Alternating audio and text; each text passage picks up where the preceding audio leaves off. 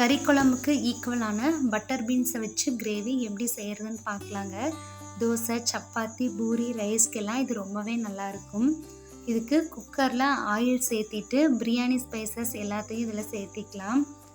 சின்ன வெங்காயம் 20 ஒன்றும் பாதியமாக அரைச்சி எடுத்து வச்சுருக்கேன், அதை இதோட சேர்த்திக்கலாம். காரத்துக்கு ஏற்ற மாதிரி 2 பச்சை மிளகாய் சேர்த்திக்கங்க.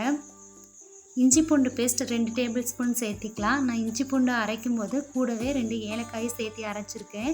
இது நல்ல மணமாகவும் டேஸ்ட்டாகவும் இருக்கும். இஞ்சி பூண்டு பேஸ்ட்டு சேர்த்திட்டு இதோட பச்சை வாசனை போகிற அளவுக்கு நல்லா வதக்கி விட்டுருங்க. மீடியம் சைஸில் 2 தக்காளி அரைச்சி எடுத்து வச்சுருக்கேன், அதை இதில் சேர்த்திக்கலாம்.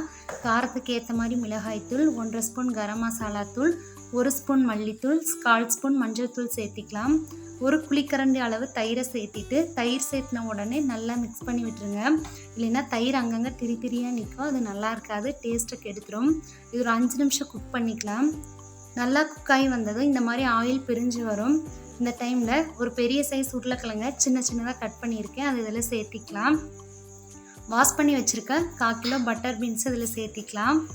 உப்பு தேவையான அளவு சேர்த்திக்கங்க. கிரேவி நல்லா திக்காக வேணும்னா தண்ணி அளவாக சேர்த்திக்கங்க. நான் 1/2 டம்ளர் அளவுக்கு தண்ணி சேர்த்திருக்கேன். இது எல்லாத்தையும் நல்லா மிக்ஸ் பண்ணி விட்டுட்டு ஃபைனலாக 1 ஸ்பூன் அளவுக்கு கசூரி மேத்தி சேர்த்திட்டு நல்லா மிக்ஸ் பண்ணி விட்டுறலாம். குக்கர் மூடி போட்டு மீடியம் ஃப்ளேமில் 3 விசில் விட்டு எடுத்துருங்க. கறி குழம்புக்கு ஈக்குவலான butter beans gravy ready. Taste ரொம்பவே நல்லா இருந்துச்சு. எல்லோரும் ட்ரை பண்ணி பார்த்து எப்படி இருக்குன்னு மறக்காமல் கமெண்ட்டில் சொல்லுங்கள்.